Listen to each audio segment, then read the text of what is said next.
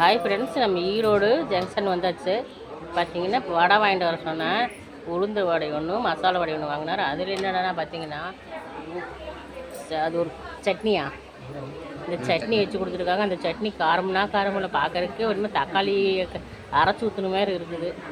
எனக்கு பருப்பு ஆமாங்க, அது அப்படி தான் இருக்கும் போல இருக்குது. அது வேறு காரமாக இருக்குது. நான் எனக்கு மசாலா வடை பிடிக்குன்னு சொல்லி வாங்கி கொடுக்க சொன்னால்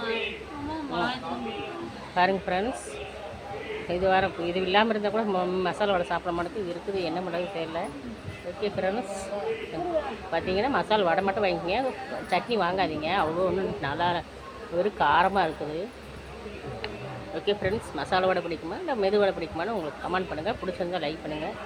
பாருங்க சட்னி கண்ணே கலங்குற மாதிரி இருக்குது ஒரு கலரில். ஓகே ஃப்ரெண்ட்ஸ், எடுத்து சாப்பிட்டு பார்க்கலாம் எப்படி தான் இருக்குன்னு.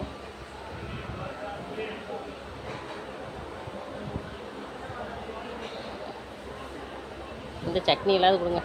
ஓகே ஃப்ரெண்ட்ஸ், பாய். பிடிச்சிருந்தா லைக் பண்ணுங்கள். பாய்.